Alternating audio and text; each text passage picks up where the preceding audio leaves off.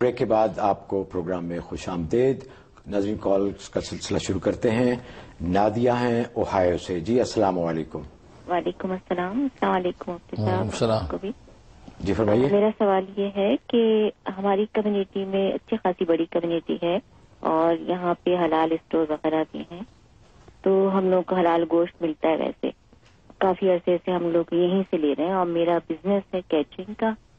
تو ابھی کچھ عرصے پہلے کمیونٹی کے کچھ جو اچھے دیندار لوگ ہیں ان لوگوں نے بتایا کہ شریعہ نے کہا ہے کہ یہ جو اسٹوروں پہ گوشت مل رہا ہے یہ حلال نہیں ہے، تو ہم یہاں سے نہیں لے سکتے. صرف شکاگو میں ایک کوئی کمپنی ہے جو شریعہ کا کہنا ہے کہ صرف حلال گوشت ان کے پاس ہوتا ہے، وہ باقاعدہ وہاں جا کے چیک کرتے ہیں، وہ خود ان کے لوگ ہاتھ سے ذبح کرتے ہیں. یہ شریعہ کون ہے جنہوں نے آپ کو کہا ہے؟ مجھے کسی میری دوست نے بتایا کہ وہ لوگ نہیں لے رہے ہیں اور یہ صحیح نہیں. کون لوگ ہیں وہ؟ آیا وہ شریعہ والے، پتہ نہیں، انہوں نے کہا ہے کہ انٹرنیٹ پہ شریعہ کا وہ آیا ہے. بڑا ضروری جو ہے پوچھ رہے ہیں کہ وہ لوگ کون ہیں جو اس طرح کی، آیا ان کے جو ذرائع ہیں یا ان کے سورسز ہیں یا ان کے جو طریقے ہیں انویسٹیگیٹ کرنے کے وہ مناسب ہیں یا نہیں.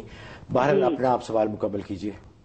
تو مجھے اصل میں یہ ہے کہ میں کیونکہ کیٹرنگ کام کرتی ہوں تو مجھے یہ فکر ہوتی ہے کہ ایسا نہ ہو کہ میں جو گوشت دے رہی ہوں لوگوں کو کھانا بنا کے. محترمہ آپ کا سوال کیا ہے؟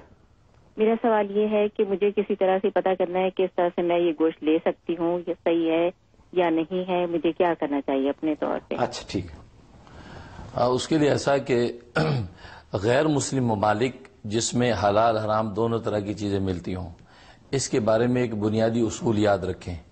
چنانچہ دارالعلوم دیوبند کے مفتی اعظم مفتی نظام الدین اعظمی نے نظام الفتاوی میں یہ اصول نقل کیا ہے، اور یہ الاشباح والنظائر میں جو وہ علامہ جو مصنف انہوں نے نقل کیا.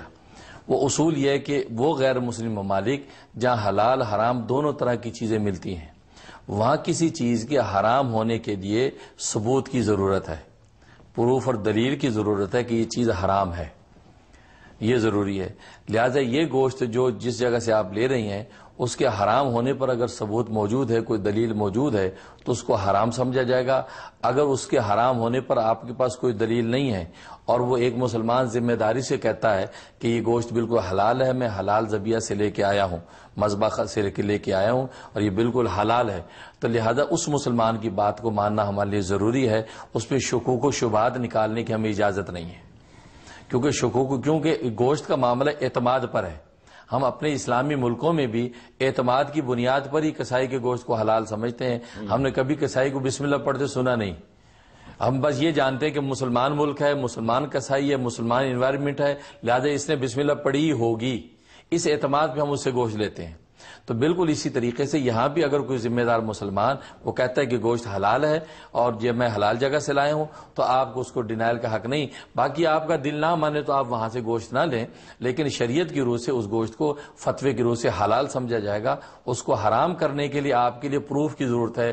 آپ دلیل پیش کریں کہ جی آپ فلاں ذبح خانہ سے لائے ہیں اور فلاں ذبح خانے میں یہ پروسیس ہے ذبح کرنے کا اور وہ ذبح کا پروسیس حرام ہے، ناجائز ہے، لہذا یہ گوشت حرام. یا تو آپ کے پروف ہو، اگر پروف نہیں ہے تو آپ اس کو حلال کنسیڈر کریں گے. بالکل صحیح.